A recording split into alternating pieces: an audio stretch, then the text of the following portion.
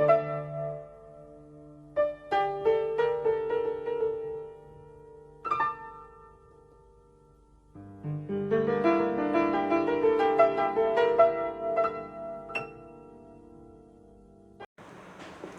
শিক্ষার্থীরা, আশা করি ভালো আছো।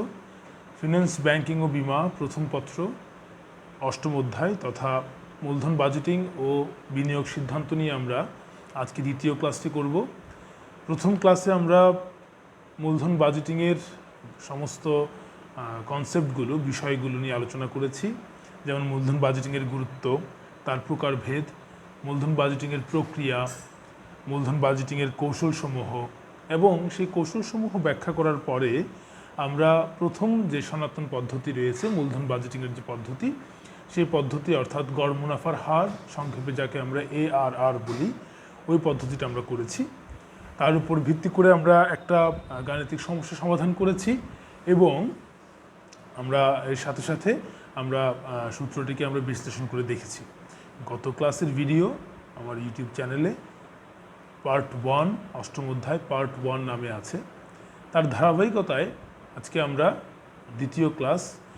আজকের ক্লাসে আমরা মূলত আরেকটি টপিক নিয়ে আলোচনা করব। আমরা মূলধন বাজেটিং কৌশলের বা পদ্ধতির যে 4টি পদ্ধতি পড়েছিলাম, তার মধ্যে সনাতন পদ্ধতি ছিল 2টি।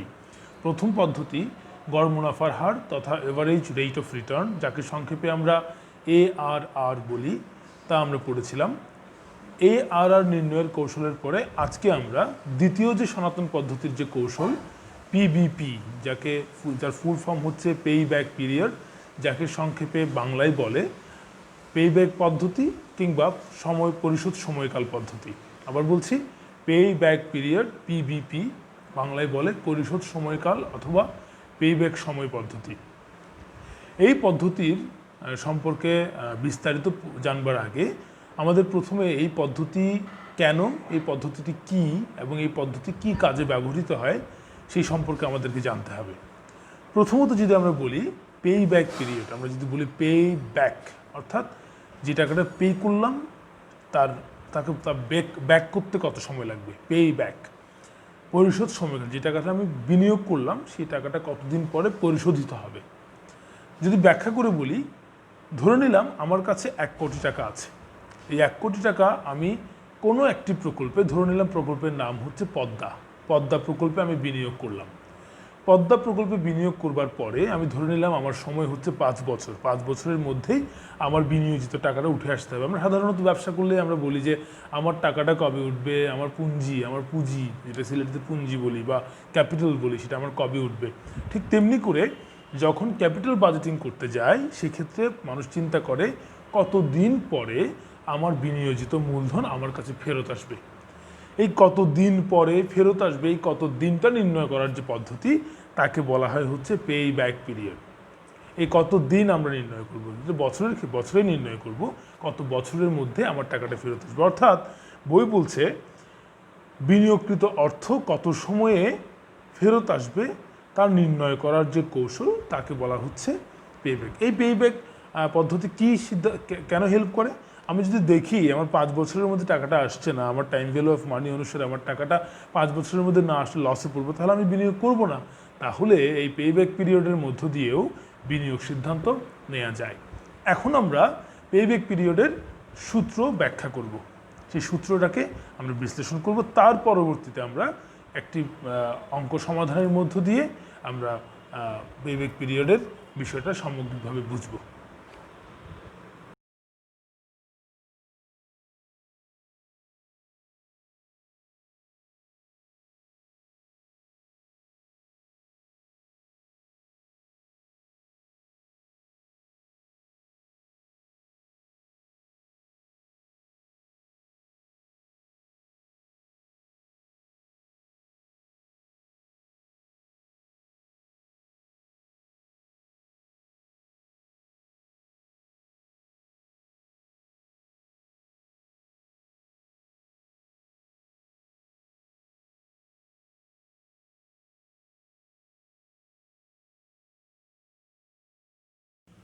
সুপ্রিয় শিক্ষার্থীরা, শুরুতেই আমি যে জিনিসটি দেখাতে চাই সেটি হচ্ছে পে ব্যাক পদ্ধতি, যে সূত্রটি। আমি আগেই বলে রাখি, আমরা খালিকুজ্জামান এবং হারুন রশিদ লিখিত ফিন্যান্স ব্যাংকিং ও বিমা, যেটি যমুনা পাবলিশার্স থেকে প্রকাশিত হয়েছে, সেই বইটি অনুসরণ করছি।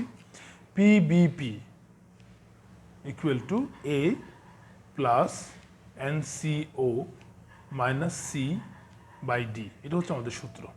এ plus NCO minus C by D. তাহলে আমাদের পিবিপি মানে তো আমরা জানি পে ব্যাক পিরিয়ড।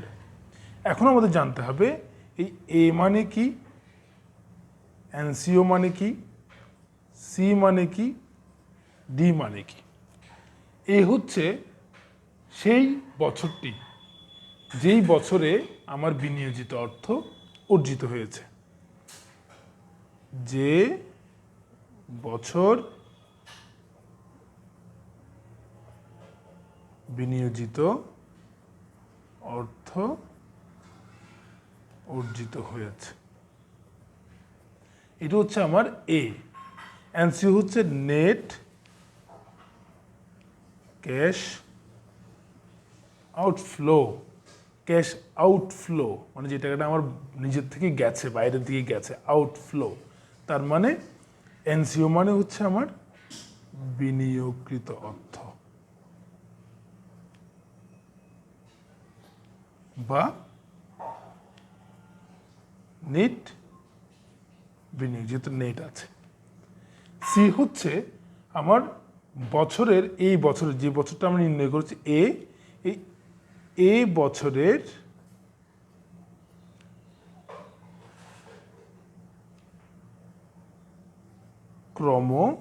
ক্রমযোজিত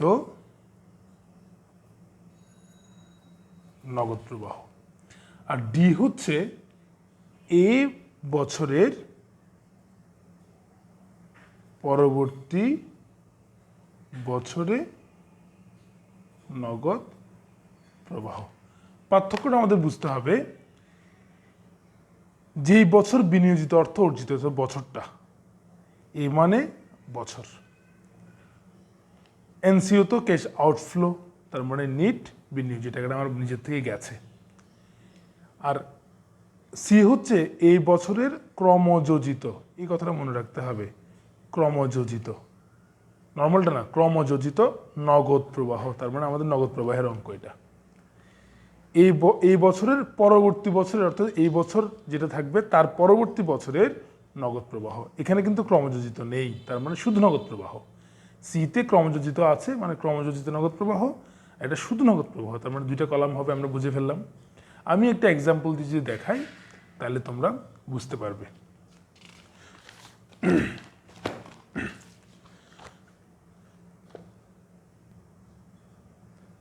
ধরি আমার কাছে বছর 1, 2, 3, 4, 5 আমার নগদ প্রবাহ হচ্ছে, প্রথম বছর আমার যে বিনিয়োগটা আমি করেছি, আমি বিনিয়োগ করলাম, আমার বিনিয়োগ হচ্ছে ধরে নিলাম 10 লক্ষ টাকা, বছর হচ্ছে 5টা, ইংলিশে লিখি। আমার প্রথম বছরের নগদ প্রবাহ হচ্ছে আমার ধরে নিলাম সে ফর এক্সাম্পল 1,40,000 টাকা। দ্বিতীয় বছর 2 লাখ টাকা, তৃতীয় বছর 2,20,000 টাকা, চতুর্থ বছর 3 লাখ টাকা, তো 2,40,000 করে দিলাম। পঞ্চম বছর এটাও 3 লাখ করে দিলাম। পঞ্চম বছর আমার আসলো মনে করো যে 2.5 লাখ টাকা। তাহলে আমি ক্রমযোজিত করি, ক্রমযোজিত নগদ প্রবাহ। দেখি আমরা প্রথম বছর আমার 2,40,000, 2,40,000 যোগ 2 লাখ, মানে ক্রমযোজিত, এরপর ক্রমান্বয়ে যোগ করবো, এটার সাথে যোগ করলাম, বলে কত পেলাম 4,40,000 টাকা। এখন এই 4,40,000 সাথে যোগ করবো 3,20,000, তার মানে 4 দিনে 7 লাখ, 7,60,000 টাকা। 7,60,000 সাথে যোগ করবো 3 লাখ, এটার সাথে যোগ করবো 3 লাখ, তার মানে 10,60,000 টাকা।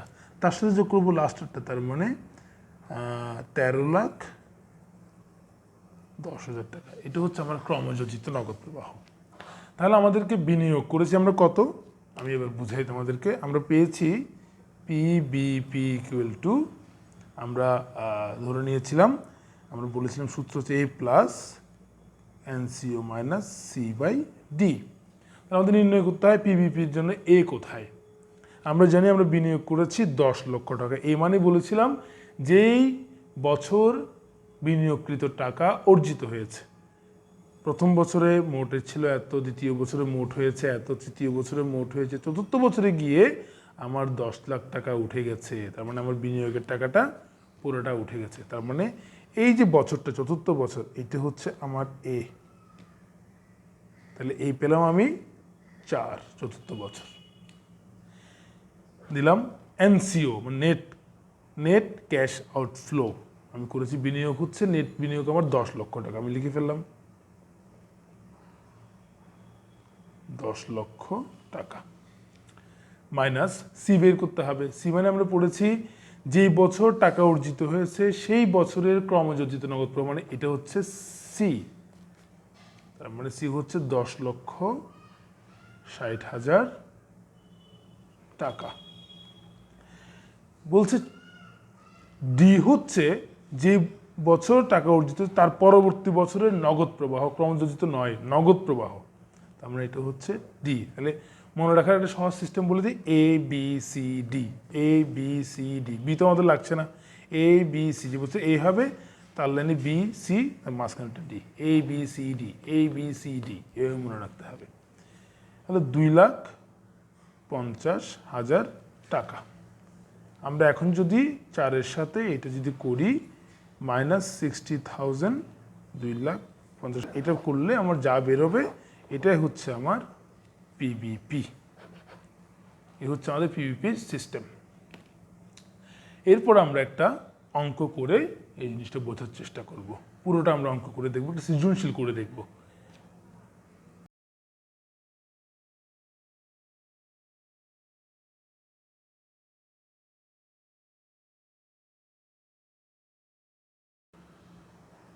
সুপ্রিয় শিক্ষার্থীরা, আমরা উদাহরণ 6 অঙ্কটি করব।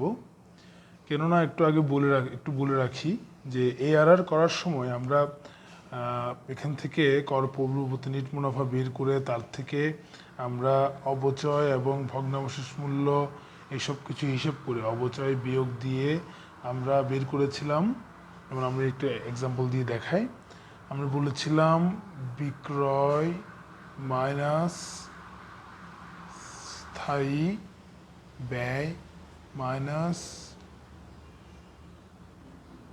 চলতি ব্যয় যদি করি তাহলে আমার অবচয় ও করপূর্ব নিট মুনাফা বের হয়।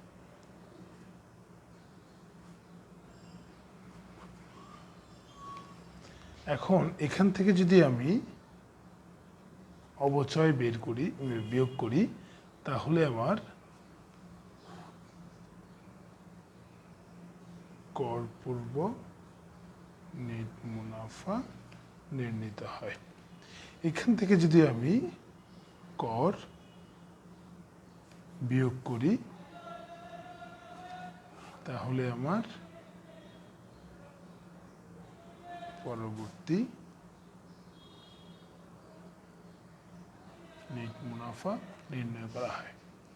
কথা হচ্ছে এই কর পরবর্তী নিট মুনাফা আমাদের গড় কর পরবর্তী নিট মুনাফা নির্ণয়ের ক্ষেত্রে, অর্থাৎ যখন আমরা ARR করি তখন প্রয়োজন হয়। কিন্তু এখন আমরা করতে যাচ্ছি পিবিপি, যেখানে আমাদের নগদ প্রবাহ লাগে। এই কর পরবর্তী নিট মুনাফার সাথে যদি আমি অবচয়টা পুনরায় যোগ করে দিই, আগে করেছিলাম বিয়োগ, এখন করছি যোগ, যদি যোগ করে দেই তাহলে আমার, এবং তার সাথে যোগ করতে হবে শেষ বছরে ভগ্নাবশেষ মূল্য, এটা হচ্ছে শেষ বছরে। শুধু মনে রাখবে তোমরা ভগ্নাংশ মূল্য যোগ করলে আমার যেটা বের হবে ওটা হচ্ছে, যখন আমি করব তখন আমার বের হবে নগদ আন্তঃপ্রবাহ। আমি কি বললাম, যে কর পরবর্তী নেট মুনাফা বের হয় তার সাথে অবচয় এবং শেষ বছরে ভগ্নাবশেষ মূল্য যোগ করতে হবে। আবার বলছি, যেটা আমরা বের করেছিলাম এআরআর এর জন্য, এআরআর এর জন্য আমরা এটুক করেছিলাম, এটুক। এটা বের করার পরে তার সাথে অবচয় এবং শেষ বছরে ভগ্নাবশেষ মূল্য যোগ করলে নগদ আন্তঃপ্রবাহ বের হয়। আমরা এবার উদাহরণ 6 অঙ্কটা করব। এখানে আমরা দেখতে পাচ্ছি এবিসি কোম্পানির আর্থিক ব্যবস্থাপক মিস্টার আসলাম ক এবং খ নামে দুটি বিনিয়োগের চিন্তাভাবনা করছেন। প্রকল্প দুটির বিস্তারিত বিবরণ নিচে দেওয়া হলো। প্রারম্ভিক বিনিয়োগ প্রকল্প ক 60,000, প্রকল্প খতেও 60,000। আমরা আজকে শুধু প্রকল্প ক করব, তোমরা নিজেরা প্রকল্প খ করবে। যার কর পরবর্তী নেট মুনাফা ওরা বের করে দিয়েছে, মানে এই যে এই অংশটুকু আমার করতে হবে না, ওরা এটুক করে দিয়েছে আমাকে এই জায়গা পর্যন্ত ওরা নির্ণয় করে দিয়েছে। কর পরবর্তী নেট মুনাফা ওরা নির্ণয় করে দিয়েছে। এই কর পরবর্তী নেট মুনাফার পরে এবং এখানে দেয়া আছে আয়ুষ্কাল দেয়া আছে, ভগ্নাবশেষ মূল্য দেয়া আছে। আমাদের বের করতে হবে পেব্যাক সময় নির্ণয় করতে হবে। তাহলে পেব্যাক সময় নির্ণয় করতে হলে আমরা বলেছিলাম এই কর পরবর্তী নেট মুনাফার সাথে অবচয় যোগ করব এবং শেষ বছরে ভগ্নাবশেষ মূল্য যোগ করব। আমরা একটু সবগুলো তথ্য দেখি এবং তার সাথে সাথে মিলিয়ে আমরা লিখি।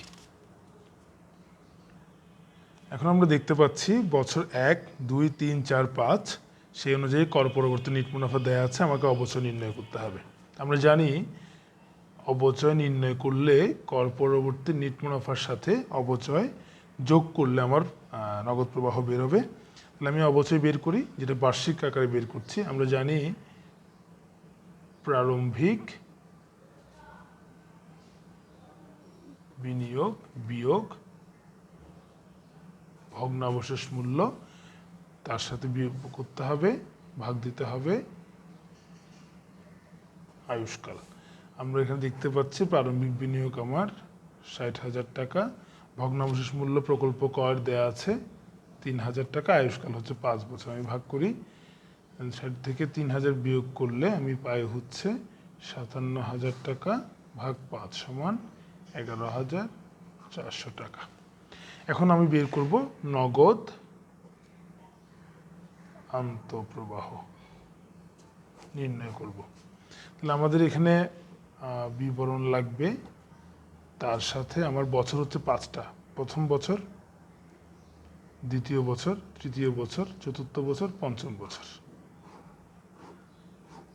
আমি করলাম, সংক্ষেপে দেখাচ্ছি। আমার দেয়া আছে কর পরবর্তী নেট মুনাফা দেয়া আছে কত? প্রথম বছর দেয়া আছে 6,300, দ্বিতীয় বছর 5,400, তৃতীয় বছর 14,100, চতুর্থ বছর 8,160, পঞ্চম বছর 12,360। এর সাথে আমি যোগ করব অবচয়। বার্ষিক অবচয় আমরা বের করেছি 11,400, তাহলে সব জায়গায় 11,400।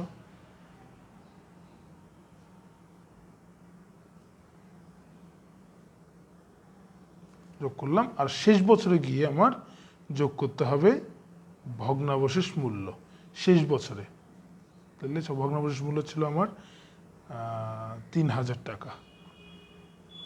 সব যোগ করলে আমি পাবো নগদ আন্তঃপ্রবাহ। প্রথম বছর যোগ করলে পাচ্ছি 17,700, তারপর 16,800, তারপর 25,500, তারপর 19,560, তারপর পাচ্ছি 26,760। এ হচ্ছে আমার নগদ আন্তঃপ্রবাহ। এর সাথে মিল রেখে আমি পিবিপি বের করব। পিবি বের করার জন্য আমাকে এই আন্তঃপ্রবাহের চার্টটাকে নতুন করে সাজাতে হবে। পিবিপি নির্ণয় করবো, আমরা জানি PBP equal to A plus NCO minus C by D.